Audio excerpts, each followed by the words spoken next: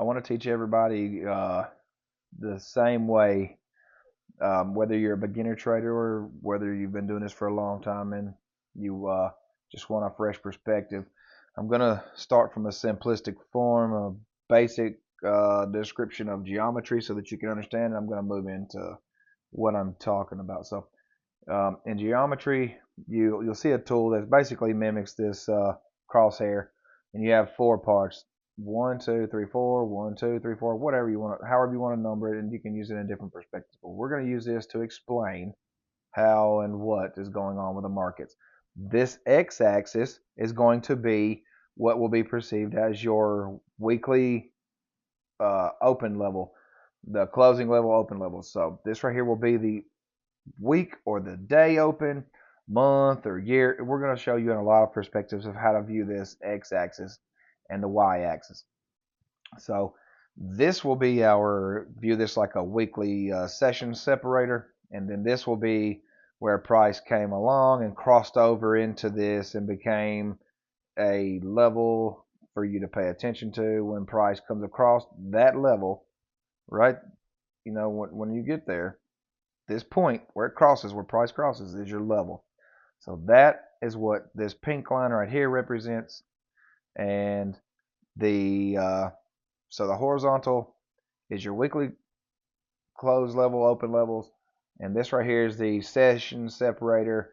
And we can also say it's again your daily separator and your daily open close stuff. So these are Bayer class functions, however you want to say it. It's I don't really know, Baire.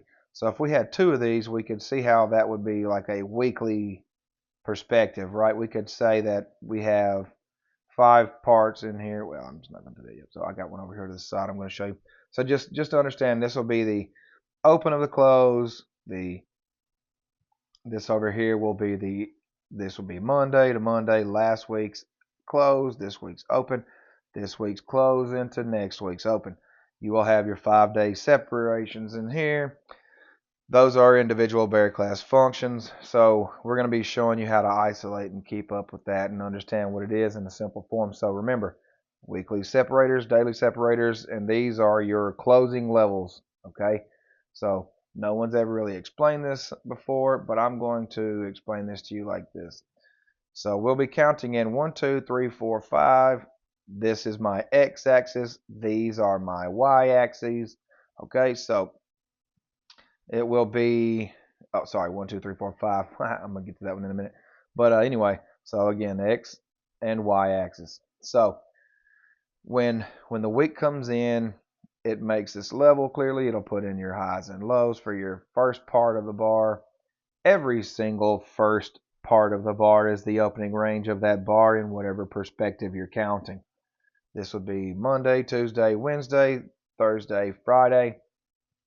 But we're going to abandon it with the Monday, Tuesday, Wednesday, Thursday, Friday names or abbreviations. This is bar 1, 2, 3, 4, 5, 6, 7, 8, 9, 10. If we had another one sitting over here like last week into this week, this bar would be 6. This is just me using the same thing to show that it can be an odd number or an even number. And we will be bouncing through the market through odds and evens and rejections because these are numerical boundaries.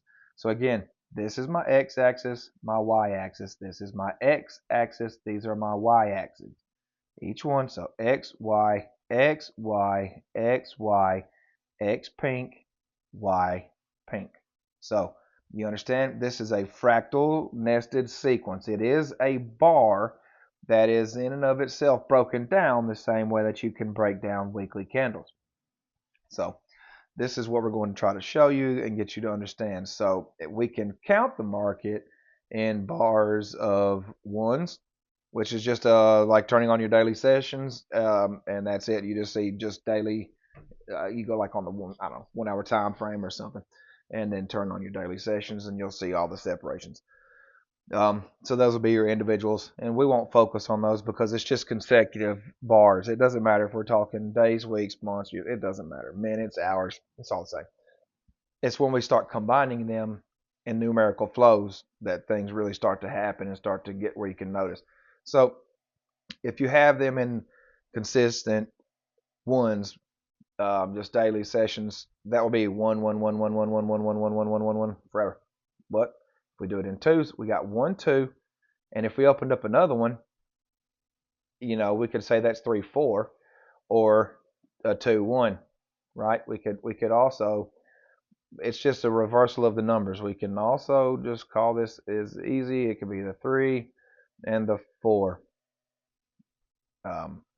And we can say that both of these can be odd and both of these can be, it's going to be 1 2. We put another one, it would be 3 and 4. It's consistent. We'll jump over to here for that example, 1 2 3 4. If there was 2 of these, you would have this pattern. And so whenever you look over here in the fours, you will see it as 1 2 3 4 5 6 7 8. So it's odds, evens, odds, evens. Up here in the 5, it is odd and even in the same bar. So it switches. It can be positive or negative in different forms in how we view the market. And then there's different ways that things can flow. So we could go 1 2 3 4 5 6. We could go 1 2 3 1 2 3. We could do 1 2 1 2 1 2 3 4 5 1 2 3 4 5. But if we're combining a perspective and we're got a move that comes up out of one of these bars and goes into another bar, you may find that you count from here and start going up in it. So it will be 1 2 3 4 5, and then you would say this would be 3 4 5, and we come up over here, it might be like 6 7 8 9. That would be like going into Wednesday and Thursday of the next week. So these are the geometric shapes. These are geometric shapes. These are numerical boundaries, and they have set the chart up like this on purpose.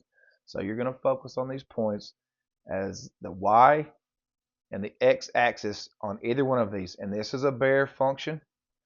Each one of these individually there's 5 of them in this one. This is one in and of itself. There are 4 here, and then this entire bar is 1 in and of itself. Same thing here, 3, but also 1, 2, but also 1. So we're going to focus on this perspective and get you guys to understand the pricing and how it comes in. You may have seen a video of mine in the past about like kind numbers, and that's what our focus is here. The odd numbers will bounce off the odd numbers, and the even numbers can bounce off the even numbers. And so this situation here can make it a little bit tricky in some aspects, but not too tricky. You just want to kind of look over. If you're in this week right here, you may look over and see that last week put in a high on a Wednesday, odd bar, and it come over here and hit it in a Wednesday over here, an odd bar. They're both 3s. So we may find that it put a high in on a Tuesday or a Thursday, and this week here may hit it on the Tuesday or the Thursday. And if we were going 1 2 3 4 5 1 2 3 4 5, we could see that they would both be like kind numbers. This does this because of numerical flow and mathematical function. So what I'm going to do is teach you how to focus on that and just get away from the abbreviations and everything. You're going to abandon that completely. Just start over with a clean chart. And so this is how we're going to get you to function on it. We can do it in forms above and beyond this 5. That's not really the point right now. The point is just to show you these type of functions, explain to you what they are, how it plays into geometry, and what it means. So we can have the angles going up at different angles through the week, and then they'll put in boundaries. It is a numerical boundary, the highs and lows and the closes. It is a level that came in on the x-axis, and then at this point, between these 2 points, it then puts in these different boundaries, and then this bar will put them in, and this bar will react, and this bar will react, and you've seen it. It's the typical things. But what do you do when you get if you view the daily session separators like it's just consecutive bars, so it gets confusing. So you'll throw on a weekly separator bar so that you can see it split off into the important 5 or 7 day sections that you want to see. And our goal is to build out a function that we can read. So you would be putting the weekly separators to then define where the week actually stopped so that you can differentiate last week to this week. And you think that's a really important factor. Well, if it's such an important factor, why don't we repeat this behavior through and through? Why don't we find out how and what these weeks are attached to? Just like we could say we were looking at the 1 hour time frame, daily sessions on, no weekly dividers, so we don't know. It just looks like a C for as far back as the eye can see of just repeating singular day bars. So I'm going to show you how to look at the market in a fresh way and different ways to set up everything. So we can view it in these different ways, and we can kind of start to blend these two together so that they'll start to tell us a story in the math. And so that's what the goal is. We're going to get you guys to function and understand this right here. Just remember X and Y axis for the pink lines and the black lines. These are just the smaller sets. This is a larger set. Again, if we have the daily sessions and they're going repeating forever, you get lost. You throw on the weekly dividers. If the weekly dividers are repeating just like the daily dividers, then you have the exact same effect and you start to lose where you are. You don't really know what it's tied to, and then now you just start to focus on the only thing around you, which is just the current bar. But there's a way to tie each and every single day and every single whole week bar to a larger mathematical equation from another place in time far off. And then we'll be able to read it just the same way that you can look at the chart, open it up every day, look at this bar, and know that that bar is, well, if you're using like kind of numbers and stuff, then you're going to be saying it's bar 3 or bar 8 from last week. Or we're going to be able to say that this whole week is a part of something larger. This month, we can do days, weeks, months, years. It doesn't matter. We can do this to any time frame that we would like. Yeah, abbreviations have absolutely nothing to do with it. Acronyms, fair value, gaps, that's all trash. It doesn't have anything to do with it. I can mark a gap on any chart and nickname it whatever I want to. I can nickname it knick-knack, paddywhack, give a dog a bone. Tell y'all traded it. You know what I mean? Say that I wrote a algorithm and then it runs the world, and nobody's going to show you this because nobody knows this. And then the person that came up with that stuff and all them fair value gaps, they don't know this stuff. So if they did, they certainly wouldn't have done all the abbreviations, as it would have clearly come out in the math to show that it didn't have anything to do with it. So that's what I'm going to do, is I'm going to debunk the old greatest algorithm wannabe master of all time, and I'm going to show y'all just like I'm going to do it with these type of setups right here. So you keep an eye on this channel, and you give me a like and a follow, and I'm going to show you how to outdo your Mr. Algorithm that you all think is so amazing.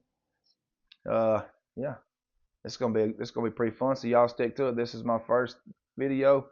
Give me a break. I'm not the greatest at teaching. I didn't really plan on teaching this to anybody. I just set out pretty much to learn how to take care of trading myself, and then yeah, it led to this. So that's when I realized how much horse shit's been spewed out there by the old ICT. So yeah, just stick with me and you watch and see what I'm gonna do. I'm going to put some pressure on homeboy. He going to have some explaining to do.